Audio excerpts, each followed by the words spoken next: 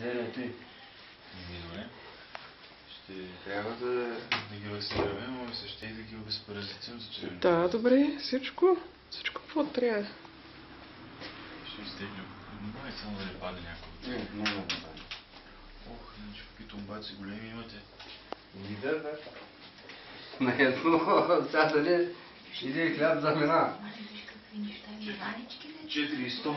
Браво, машала, гледа. 4 кила и... Аз чули как ги дигам малко.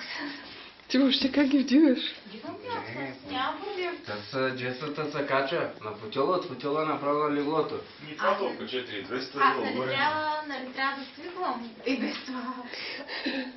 Да, още малка и бебето. След 4 месеца и той живот е здраве, след 3 месеца и нещо 4.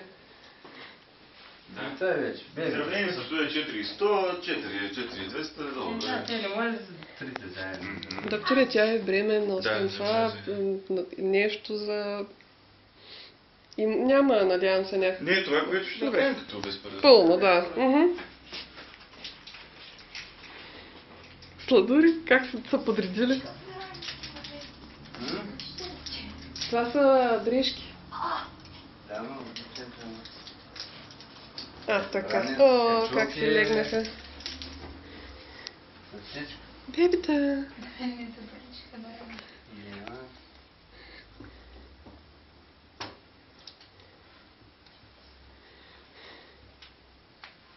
Той е бил такова различно. Той не е съобщено. Наистина много... Не са важно, че не са капризни, едат каквото и дадеш. Хляб, всичко и въобще. Те стояли гладно, стояли. Първата вечер, кой беше, той страх, те ни мърдат. Аз като ги изкъпах, като ги нахранях, пък като легнаха,